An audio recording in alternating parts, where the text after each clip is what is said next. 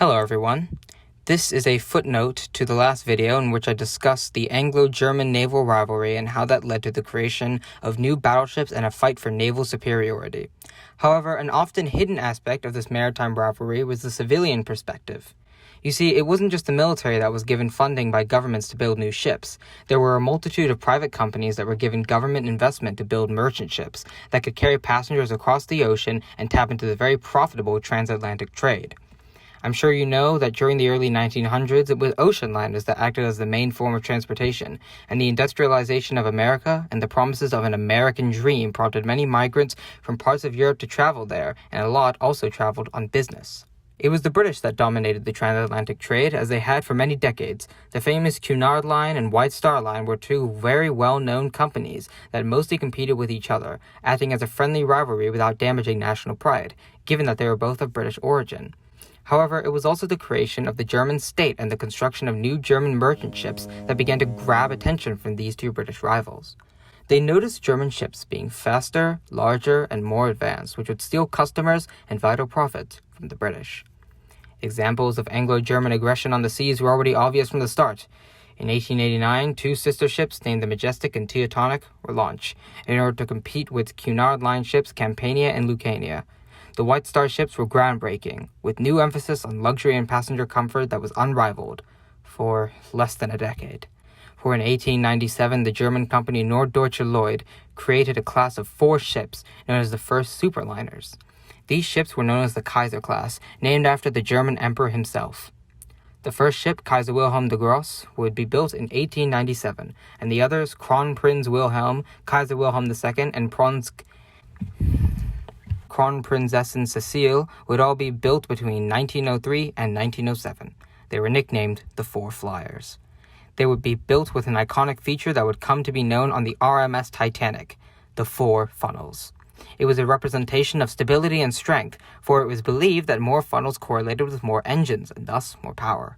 These ships were the fastest passenger vessels in the world, capturing the Blue Ribbon transatlantic speed record, which had previously been held by British ships, going back and forth between the previously mentioned Cunard and White Star Line. The newly established Hamburg-America Line would also crop up as a major player in the late 19th century, creating another 4-funneled ship, the Deutschland, which also stole the speed record in 1900. The British government funded the creation of 2 new ships for the Cunard Line. The reason behind this was because a certain J.P. Morgan, American business tycoon, was buying up many shipping lines and hoping of establishing American dominance in the Atlantic. One of these companies was the White Star Line. In the British government's eyes, the Cunard Line was an example of a proper British company, so it funded the construction of a 4-funneled ship, the Lusitania, and another, the Mauretania, which were finished in 1907 and 1909 respectively. These ships were fast. The Mauretania, for example, held on to the Blue Ribbon speed record for 20 years, from 1909 to 1929.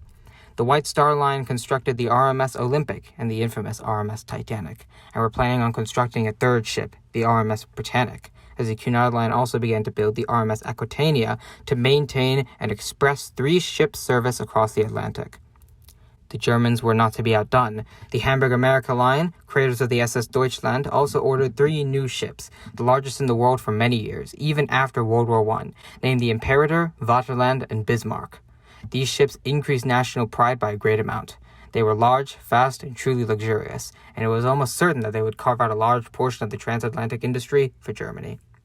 Up until the sinking of the Titanic, it seemed that there would be a 4-way rivalry for naval dominance between Cunard's Lusitania, Mauretania, and Aquitania, White Star Line's Olympic, Titanic, and Britannic, Hamburg-America's Imperator, Vaterland, and Bismarck, and the Norddeutsche Lloyd's Kaiser class of 4 ships. The sinking of the Titanic and the outbreak of World War I shattered those dreams. White Star Line lost Titanic and Britannic within half a decade, and the Cunard Line lost Lusitania in an infamous submarine attack. Norddeutsche Lloyd also lost the Kaiser Wilhelm der Grosse and had its other 3 ships seized by the Americans. And the Hamburg-America Line, although not losing any of its 3 flagships, would have these ships divided amongst the American Line, Cunard Line, and White Star Line with the signing of the Treaty of Versailles, destroying German naval aspirations and officially ending this 2-decade-long rivalry. I hope you enjoyed this video, and thanks for watching.